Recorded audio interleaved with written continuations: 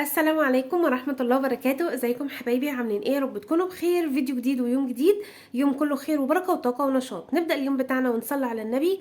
اللهم صل وسلم وبارك على سيدنا محمد وعلى آله وصحبه وسلم تسليما كثيرا. ولو انت اول مرة تزور قناتي، فضلا منك اشتركي معايا في القناة وفعلي الجرس علشان كل ما انزل فيديو يوصلكم بإذن الله. وما تنسونيش بلايك للفيديو تشجيعا منكم ليا. نبدأ يومنا نقول بسم الله. صباح الفل وصباح النشاط وصباح الطاقة الإيجابية، ويومكم سعيد مبارك يا رب علينا وعلى الجميع. ونبدأ اليوم بتاعنا بكل همة ونشاط، والله المستعان. يلا بينا ندخل على فيديو النهاردة إن شاء الله بإذن الله. مشتريات الشهر، مشتريات شهر 5. ربنا يا رب كده يملى بيوتنا جميعا يا رب، اللهم امين، بالخير والبركة، ويوسع ارزاقنا ويرزقنا جميعا من واسع فضله وكرمه علينا، اللهم امين يا رب العالمين. يلا بينا بقى نشوف النهارده هنجيب ايه. مشتريات دي المشتريات الاساسيه الضروريه للبيت اللي انا بجيبها، وما شاء الله الحمد لله بفضل الله بتفضي وبتكمل يعني معايا للشهر. وممكن كمان في حاجات بتتوفر معايا ومش بجيبها كل شهر. يلا بينا هقول لكم انا وفرت ايه وجبنا ايه، والله المستعان. وطبعا ميزانيتي غير ميزانيه حضراتكم، كل واحده فينا اضرب بيتها وبظروفها. ودايما ندعي ربنا سبحانه وتعالى ربنا يرزقنا البركه، اللهم امين. بصوا، اول حاجه انا جبتها انا كنت محتاجاها، جبت الشهر ده قالب زبده فرن اهو، بسم الله. قالب زبده فرن انا بحبها بصراحه. انا استعملت قبل كده، اللهم صل على سيدنا محمد، استعملت جنة يعني كبسمة ورأيي ما عجبتنيش. فانا ليه بقى ادفع فلوس ارخص من دي؟ بس مش بنفس الجودة طبعا. وطبعا في بقى الزبدة الطبيعي والزبدة اللي هي اللي يعني الحاجات الطبيعية بتبقى افضل وافضل، بس طبعا اغلى. وكل واحدة فينا بتجيب على يعني ايه، على حسب دنيتها وظروفها يعني وكده. فالمهم فرني جميلة جدا. انا ما عملتش فطير طبعا الفترة اللي فاتت، وكنا خارجين من رمضان فما عملتش حاجة. فالنية موجودة اللي انا هعمل فطير، فانا بحب اعمل الفطير بالزبدة. جبت زبدة فرن، القالب الزبدة عامل 135 جنيه، حلو جدا، وهنعمل بالفطير وهيكفي ويوفي ان شاء الله بإذن الله. وكمان جبت من ضمن الحاجات اللي انا برضو كنت يعني كنت هعملها على العيد بس ما عملتهاش، هي ايه؟ قراقيش. انا كنت عايزه ان انا اعمل قراقيش بس ما عملتش بصراحه. اكتفيت بالكحك والبسكويت والحاجات اللي احنا ايه القمر اللي كنا عاملينها دي، فاكتفيت بيها. فهنا جبت، اللهم صل على سيدنا محمد، جبت عجوه. دي حلوه، هو شكر لي فيها. اللهم صل على سيدنا محمد، القالب ب20 جنيه، فانا جبت 2. العجوه دي بتبقى حلوه قوي قوي في القراقيش او قرص بعجوه وكده. فانا جبت دول علشان برضو لما اقرر ان انا اعمل قراقيش تبقى الحاجه يعني موجوده عندي وكده، فاهمين قصدي؟ فانا جبت ايه دول، دول كده ب40 جنيه اهو. وجبت كمان انا بحبه بصراحه يعني الصبح بقى كده، عارفه اللي هو ايه، مالكيش نفس ان انتي تاكلي، مالك الولاد مثلا نازلين مستعجلين حاجه زي كده، اللي هو البلح ده. انا بحب قوي البلح ده، اللي هو بيبقى كأن عليه عسل وملزق كده في بعضه، ده انا بحبه بصراحه. الكيلو من ده بكام؟ الكيلو من ده عامل 40 جنيه، كيلو من البلح ده. فانا جبت كيلو هحطه في علبه وفي التلاجة. ممكن بقى ايه الولاد ايه الصبح كده مثلا انت جنب كوبايه القهوه مالكيش نفس ان انت تاكلي، فالحاجات دي بتبقى يعني ايه حلوه كده وطبعا سنن الرسول عليه افضل الصلاه والسلام، اللهم صل وسلم وبارك على سيدنا محمد وعلى اله وصحبه وسلم تسليما كثيرا. فدي الحاجات اللي ايه اللي اول حاجه انا جبتها. ندخل بقى على بند المنظفات، تمام. انا طبعا بستعمل الغساله الاوتوماتيك بتاعتي اللي جيركن اوكسي جل. فالشهر ده ما اشتريتش بصراحه، انا عندي اللي يكفيني ويمشيني الشهر ده، تمام. ما اشتريتش ليه؟ علشان ان شاء الله باذن الله الشهر الجاي انا هحتاج ان انا اجيب مسحوق اوكسي.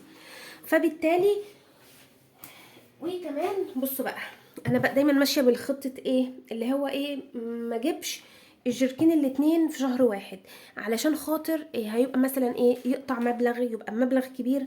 فانا دايما بروح جايبه ده مثلا شهر وده شهر. انا الشهر ده ما كنتش محتاجه اصلا وفير، انا عندي وفير اللي يمشيني الشهر ده. فبما ان ما جبتش ده قلت اجيب الشهر ده وفير. فاصبح عندي ان شاء الله باذن الله، دي الخطه اللي انا ماشيه بيها. فاصبح عندي ان شاء الله باذن الله الشهر الجاي عندي وفير. فانا كل اللي انا هحتاجه اجيبه ايه؟ هحتاج ان انا اجيب اوكسي. يبقى انا كده ما حملتش نفسي فوق طاقتي. انا شهر مش هجيب فيه ده لان ده بيبقى غالب 100 حاجه و70 جنيه او 100 حاجه و80. فانا جبت دوت وخلاص تمام. وهيتركن ويبقى ايه، حاجه واتركنت من عليا وحاجه كمان اساسيه. جيركن الوفير عامل ايه ده؟ 4 لتر ب77 جنيه. انا جايبه المنظفات من عند الهدى للمنظفات اللي هي في شارع ابطال الفلوجة جنب وعد بتاع مستلزمات الحلواني يعني وكده تمام. فعرفتوا بقى انا ماشيه ازاي. وحبيت كمان اجيبه اللي هو الايه الاخضر ده، انا عندي الاصفر يبقى ايه من باب التغيير. فانا يعتبر كده دلوقتي المنظفات، منظف الملابس الاوتوماتيك ومنظف الاطباق موجود عندي. جبت علشان الغساله الفوق، انا بستعمل مسحوق بودر للغساله الفوق. ممكن اخر الشهر لما المسحوق ده لو خلص معايا بس بحط منها ده عادي خالص. يعني هي الغساله الفوق بستعمل فيها المسحوقين الاتنين. انا جبت الشهر ده وقلت اغير، فجبت ايه؟ جبت باهي ده 2 كيلو ما شاء الله كتير، ويعني حاساه كبير قوي. وباهي حلو، باهي انا كنت بستعمله قبل كده يعني قعدت فتره طويله استعمله وحلو جدا جدا يعني كويس. الكيسه دي او ال2 كيلو ده للغساله الفوق اوتوماتيك، ده للغساله الفوق اوتوماتيك مش الاوتوماتيك. الاوتوماتيك انا بستعمل لها اوكسجين ده، انما الفوق اوتوماتيك او الغسالات العاديه او الغسالات الهاف باهي. باهي بكام؟ باهي عامل 75 جنيه، فسعره حلو جدا. كنت عايزه اجيب اكياس اللي هي البريكس البودر اللي انا بضيفها على المسحوق علشان خاطر ينضف ويعقم ويبقى كده كويس، وكمان بنقلل شويه من كميه المسحوق، بس بصراحه ما لقيتش. فجبت ايه؟ جبت جيركن كلوريل دوت 2 كيلو الكبير. جيركن الكلوريل عامل كام؟ اللهم صل على سيدنا محمد. عامل 53 جنيه، ده ال2 كيلو. فبيبقى كبير وفيه وفر بصراحة عن الازازة الكيلو الواحد او اللتر الواحد تمام. انما ده انا جايباه للالوان، فبالتالي هستعمل ايه؟ هستعمل مثلا مكيال الا ربع من الباهي مع شوية من الكلوريل. والكلوريل ده بيمشي على الغسالات الاتنين، يعني هو امن على الغسالات الاوتوماتيك تستعمليه سواء الغسالة الاوتوماتيك او الغسالة الفوق. فبالتالي ده وده هيمشي معايا الشهر ويفيض للشهر الجاي كمان. يعني عايزه اقول لكم ان اللي ده كمان ممكن ما اجيبهوش الشهر الجاي. جبت بقى اللهم صل على سيدنا محمد، جبت اللهم صل على سيدنا محمد معطر فيلفيتا. فجبت معطر فيلفيتا الشهر ده. انا بقالي حوالي يجي شهرين ما اشتريتش معطرات خالص، كان موجود عندي اللي هم اللي كانوا قبل كده. جبت النهارده قلت اغير بقى، ده بريحه ايه؟ ده بريحه سعاده، يعني ما شاء الله حاجه كده تفاؤل وحلو. وشميت ريحته يعني حسيته كده ريحته هتبقى ايه حلوه في الملابس وكده تمام. هو حلو جميل. اللهم صل على سيدنا محمد. فانا جبت الايه اللي ده وموجود لسه عندي، كنت لسه موريه من حضراتكم من كام فيديو كده. دول لسه موجودين عندي اللي هم كمان اخواته، الاخوات الحلوين دول، هم دول لسه برضو موجودين عندي وبستعمل منهم اهو. ده بريحه اللهم صل على سيدنا محمد انتعاش، وده بريحه استرخاء. يعني بص هو على فكره عطوره حلوه قوي. كان في حد قال لي جربي فريده برضو معطر ملابس، بس انا كنت جربته قبل كده ما حسيتش ان هو ريحته ثابته قوي زي فيلفيتا. ففيلفيتا عجبني بصراحه. اللهم صل على سيدنا محمد. فهنجرب بيفضل معايا شهر واتنين وتلاته ازاي. انا بحط بس غطا في درج المسح المعطر، في درج المعطر، فبيقعد ياما. زائد ان هو انا بقالي حوالي يجي شهرين ما اشتريتش معطرات، الشهر ده اشتريت، فاصبح عندي في تنوع بقى. يعني انت كده دلوقتي بقى عندك تنوع. فانت لو كل شهر او كل شهرين جبتي مثلا جيركن زي ده، انا ده فاضل فيه شويه اهو، وده كمان برضو فاضل فيه شويه. فبالتالي ده هما كلهم عمرهم ما يخلصوا ولا في شهر ولا في اتنين، فهيقعدوا عندي شهر واتنين وتلاته. فانا جبت في الفيتا اللي هو ده بريحة سعادة، ده 3 لتر بكام فيلفيتا؟ 3 لتر اللهم صل على سيدنا محمد ب135 جنيه، 135 جنيه فيلفيتا. جبت كمان لمية المسح بقى الارضيات اللهم صل على سيدنا محمد بريحه النظافه. ريحه النظافه بصراحه حلو جدا جدا، فانا بحبه. وعندي هنا لسه زي زيفون، وعندي برضو ريحه النظافه بس قرب يخلص، فقلت لما اجيبه معايا. بصوا بقى، انا كنت ناويه ان انا اجيب اللهم صل على سيدنا محمد ده سبورت، طبعا ريحته يعني عايزه اقول لكم في منتهى الجمال، وناس كتير جربته وما شاء الله تبارك الله عجبتهم قوي. هو سبورت جميل قوي قوي قوي، برفان. انا الولاد يعني بيستعملوه كانه برفان والله. كنت عايزه اجيب بتاع ده اللهم صل على سيدنا محمد. حضراتكم قلت له جربي شيكاده وجربي كنزي، كانوا قدامي المره اللي فاتت بس انا ما اشتريتهمش. النهارده بقى علشان عايزه اشتريهم مش لاقياهم. قال لي خلصانين، فقلت له يلا ايه، ما جراش حصل خير. فان شاء الله باذن الله في اي وقت لما اخرج هبقى اجيب من فريده، هبقى اجيب ان شاء الله باذن الله شيكاده او كنزي، ان شاء الله باذن الله نجربهم مع بعض. ده كده بالنسبه لبند المنظفات. كمان جبت اللهم صل على سيدنا محمد، جبت شامبو. انا بستعمل شامبو ده بقالي سنين السنين، بستعمل شامبو للشاور يعني وكده للشعر، الشامبو الاكياس. ليه موفر؟ لان ما شاء الله دلوقتي الولاد لما بيدخلوا بيستحموا كده، عارفين اللي هو ايه، بالازازه بتلاقوها بتخلص، يعني بتخلص في ثواني. انما الاكياس مثلا لو حاطين مثلا كريم على شعرهم او كده، كيس او اتنين بيكفي الغرض وخلاص. فبيبقى ايه، مبروك يعني، تحس ان هو ما شاء الله الاكياس دي بتقعد ياما. انا جايبه شريطين اتنين. سعر الشريط يعني عايزه اقول لكم ما شاء الله والله حلو خالص.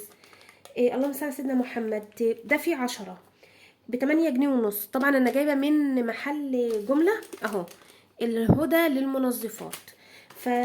انما السوبر ماركت اللي جنب البيت طبعا بيبيعوا الواحد اغلى من جنيه، فانا جايبه كده ال10 ب8 جنيه ونص، فيعتبر حلو جدا جدا.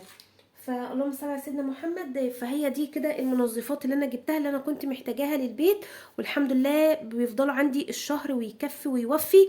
وقلت لحضراتكم ازاي ان انا بوفر في المسحوق، ازاي ان هو بيقعد معايا شهر، ازاي شهر واتنين، ازاي ان انا ما يعني عارفين ان هو ايه، ما بقاش مضغوطه، ما اجيبش كله في شهر واحد. تمام، يلا بينا بقى نشيل ده كله ونكمل نشوف مع بعض بقيه المشتريات. نيجي بقى للمكرونات وكده، ودي طبعا حاجات اساسيه معانا. انا جايبه هنا الدقيق عنده ما شاء الله، انا بجيب من عند اللي هو فتحة خير اللي قدام المدرسه الاعدادي اللي هي ورا مدرسه الحديثه بنات في متغمر. اللهم صل على سيدنا محمد. انا جايبه 4 كيلو دقيق، يكفوني بقى الشهر، يكفوا ما يكفوش يعني انا بشتري تاني، ممكن بيكفي الشهر ويفيد لو انا مثلا مش هعمل حاجات كتير. الدقيق ده جميل جدا جدا لجميع الاغراض. بعمل منه فطير، بعمل منه قرص، بعمل منه كل حاجه ما شاء الله حلوه قوي. وانا بحب الدقيق السايب يعني، ومجرباه من عندهم ما شاء الله والله العظيم تحفه. انا عملت منه قبل كده الفطير كان خطير بصراحه. فما شاء الله سعر كيلو الدقيق فيه ب18 جنيه، فسعره حلو خالص. جبت بقى المكرونات اللي انا هحتاجها وهتمشيني الشهر. ما نكترش في المكرونات علشان طبعا الجو بدأ ان هو يحرر، فعلشان يعني خسارة الحاجة تبوظ وكده. فخلونا كده نكون ايه، نشوف استهلاكنا في الشهر ايه، نشتري شهر بشهر. ولو جبت زيادة او حاجة تحافظي عليها من التسوس، يا اما تعينيها في التلاجة يا اما جوه البرطمان نفسه وحطي ورقة لوري. الورق اللوري بيحافظ على الحاجة لا قدر الله من السوس، او ان هي ما يجرالهاش حاجة يعني ان شاء الله. جايبة كيلو مكرونة اللي هي الهلالية، وكمان كيلو مكرونة قلم علشان بقى نعمل نجرسكو او بشاميل، ومكرونة برضو اسباجيتي. انا جايبة يعني كيلو الاسباجيتي دي هتبقى على اكلتين، والهلالية دي برضو على اكلتين، والقلم يعتبر اكلة، يعني ال3/4 بعمله في صينيه مثلا، او نص وشويه بعمله في صينيه النجرسكو او البشاميل، والجزء اللي باقي بخلطه، بعمل كده ايه، يوم بنمشيه كشري مصري. وكمان جبت نص من اللي هي القواقع دي، بس الكيس اتفتح مني. برضو النص ده اللي القواقع دي بتبقى شكلها حلو. وجبت نص شعريه، لان انا لسه عندي هنا شعريه زي ما قلت لحضراتكم، انا جايبه على القد بحيث ان هو يبقى شهر بشهر كده. وكمان عشان برضو المصروف يعني انت تجيبي الكميات المناسبه للشهر علشان خاطر الدنيا تبقى ايه، تمشي نكفي ونوفي. جبت نص شعريه، وجبت كيلو رز بسمتي. ما جبتش لسان عصفور علشان انا عندي لسان عصفور. كيلو بسمتي، وجبت برضو كيلو فشار. الفشار بيبقى حلو قوي، يعني كان موجود عندي بس انا عملته يعني استعملناه فكان وحشني كده. عارفين اللي هو ايه، تعملي بقى فشار مثلا للولاد وكده بالليل. وجبت كمان بقى كان ناقصني توابل، جبت بقى من عند العطار توابل صحيحة يعني سليمة يعني وكده، مش مطحونة. جبت تمن كزبرة وابقى اطحنها انا بقى ايه هنا في البيت. جبت تمن برضو كمون، كل ده حصى. وتمن فلفل اسمر برضو حصى. وقليل من الحبهان ب50 جنيه.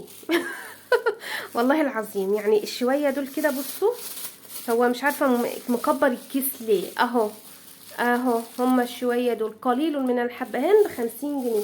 الشوية الصغننين دول بس، مش اكتر من كده. دي التوابل اللي ناقصاني. الحمد لله عندي كاري، كركم، عندي السبع بهارات، عندي حاجتي اللي انا التانية، فانا مش محتاجة ان انا اجيب توابل ولا اجيب حاجة اكتر من كده. تمام. وبرضو عندي اكياس اللي هي التوابل اللي هو توابل الرز الاصفر، توابل مثلا كفتة الحاتي، المشويات، الحواوشي، اللي هي الاكياس ويلز اللي احنا بنجيبها مع بعض، دي لسه برضو موجودة عندي فانا ما جبتهاش. جبت كمان برضو كنت محتاجة زيت سلايت، يعني زيت يكون لو هعمل كيكة مثلا كده، اللي هو ايه ما يبقاش طعمه قوي، لان كان في ناس زعلت لما بقول يعني انا بعمل زيت نظيف، ما بستعملش زيت التموين في الاكل يعني وكده مؤخرا، انما انا كنت الاول عادي جدا مفيش اي حاجة. فالمهم جايبة زيت دوار الشمس سلايت، جايباها ب140 جنيه ازازة الزيت دي. وكمان برضو انا جايبه الزيت والمناديل من عند بيم. انا كده قلت الاماكن كلها اللي انا شاريه منها. المناديل دي تحفه حلوه جدا جدا جدا، بتقعد برضو بدل الشهر شهر واتنين وتلاته، لان انا مش بقلي، مش هقول لكم يوميا، انا مش بقلي اسبوعيا، يعني مثلا ممكن كل فين وفين على ما بقلي، او هو يا اما تحمير بطاطس وخلاص يعني، انما مثلا سمك مقلي مش كتير، البانيه برضو مش كتير. المناديل دي حلوه قوي قوي دي. بصوا انا عندي اهو لسه مكفي اهو منها، دي هتمشيني شهر وزياده، فجبت دي قلت تبقى موجوده، بما ان يعني الشهر ده حاسه ان الدنيا هاديه شويه، المصاريف هاديه شويه، فقلت دي اجيبها واركنها مش هتخسر. عندي مناديل سحب، مش محتاجه مناديل سحب، متوفر ما عندي، فخلاص يبقى انا كده مكفيه وموفيه بالنسبه لي كل اجزاء البيت، يعني كل اركان البيت، كل التزاماته اللي هي الحاجات الاساسيه. عندي خل ما جبتش خل، فهي جبت الحاجات دي بس، دي اللي انا محتاجاها. عندي سمنه برضو ربابي لسه موجود من اللي احنا كنا شاريينها من قبل رمضان، كنا عملنا حلويات العيد اهي. عندي لسه فيها كتير، بسم الله الرحمن الرحيم اهي، بصوا عندي كتير لسه فيها اهو، فبالتالي ما جبتش روابي، فمتوفر معايا الشهر ده. يعني عشان كده بقول لحضراتكم جبت ده اركنه. جبت مثلا الدوني برضو مش هيخسر، جيركن الوفير مش هيخسر. الشهر الجاي مثلا عشان لو في حاجات زياده عليها نكون داخل علينا العيد، يبقى في حاجات متوفره عندي انا مرحلاها. فبالتالي انا بمشي ميزانيه البيت كده، والله العظيم هي بتمشي مش شطاره، هي بتمشي بتوفيق وستر من ربنا سبحانه وتعالى علينا مش اكتر. والله العظيم مش شطاره ولا اي حاجه، بس هو ربنا سبحانه وتعالى بيهدينا كده للتفكير الصح، وربنا يا رب يوسع ارزاقنا جميعا ويرزقنا من واسع فضله وكرمه علينا يا رب. علبه المناديل ب54 جنيه البقره دي، ودي ب140 جنيه بس وخلاص. دي كده المشتريات بتاعت الشهر بالاسعار. يا رب تكون كده يعني استفدتوا بالاسعار، ونكون كده فكرنا مع بعض، ويعني كاننا بنفكر مع بعض كده بصوت عالي. اجيب اتفرجي على الفيديو زي ده، اجيب ما اجيبش اجيب الكميات المناسبه ليا، اتصرف ازاي. فدي نقطه مهمه جدا جدا ان انتي لازم تكوني عارفاها.